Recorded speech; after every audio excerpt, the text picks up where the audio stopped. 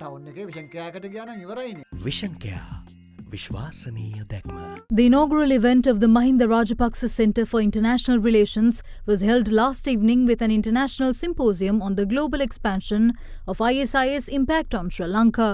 The symposium was attended by Prime Minister Ranil Wickremesinghe, Speaker Karu Jayasuriya, Opposition Leader Mahinda Rajapaksa and other dignitaries. There were 3 IS networks in Sri Lanka. Kandy Centric, the Central Province Network. There were 2 networks that were recruited. One is called the Eastern Network, or the network that is led by Zahran Hashim. Then in the Western Province, another IS-centric organization emerged, and that is called JMI. There was a dispute among those members. Those who were supporting Al-Qaeda, including its leader, a man called Umair, he said that this is not the right time for jihad when they want to attack the hotels and the churches. But there were 2 others. One is called Ilham, other is called Jamil. They both broke away from this organization. He said jihad can be waged anytime. And then they all united Zahran, and they created the IS network in Sri Lanka. Zahran Hashim takes a pledge of allegiance to Abu Bakr al-Baghdadi. So that person wants to die. And he has an ideology where they believe in 5 things. One is they will go to heaven. They will have an audience with God. And third is you'll be forgiven for your sins and vices. And fourth is that you can take 70 relatives to heaven. That is why some of the relatives in Sri Lanka supported the attack. That is why even some family members committed suicide. And the fifth is that you can have, I think the young boys are very happy about this. But please don't go and attempt it. Okay. That is, you can have 72 beautiful girls. President Rajapaksa, you are smiling? Prime Minister, you are smiling as well.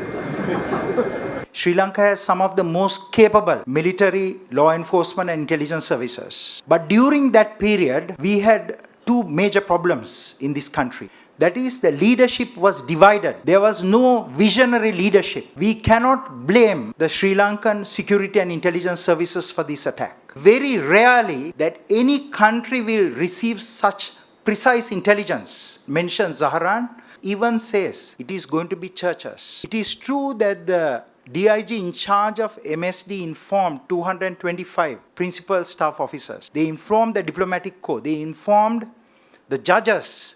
They informed President Mahinda Rajapaksa's PSO. But they did not inform the churches. I myself visited the Kochikade church after the attack. I want to see for myself. And I asked the father of that church, and I later asked the cardinal, did government inform you that your church is under threat? And they told me no. This is a fatal mistake. For this, our leaders must take the responsibility, and they should be held accountable. So I want you to know that it is not a failure of intelligence, it is a failure of leadership that resulted in those attacks. Professor Gunaratna went on to speak of the capabilities that Sri Lanka should have developed in the aftermath of the attacks. But these capabilities have not yet been created in Sri Lanka, nearly 2 months after the attack. We have overwhelmingly focused on what? The military response, hunting, capturing or killing the terrorists, which is vital, which is essential. But this is only a short-term response. We need a long-term strategic response. The radicalization pipeline or the ecosystem that produced Zahran is intact. To break that system, what can we do? We have to create what you call a National Security Act. Such an act should have 5 or 6 elements. One is we must criminalize hosting and posting extremist content. Second is we should criminalize hate speech and incitement to violence. The third aspect is we have to regulate the religious space. Religious space is being exploited by terrorists and extremists. Zahran was known by the TID, was known by the SIS, was known by the military intelligence, but as an extremist, not as a terrorist.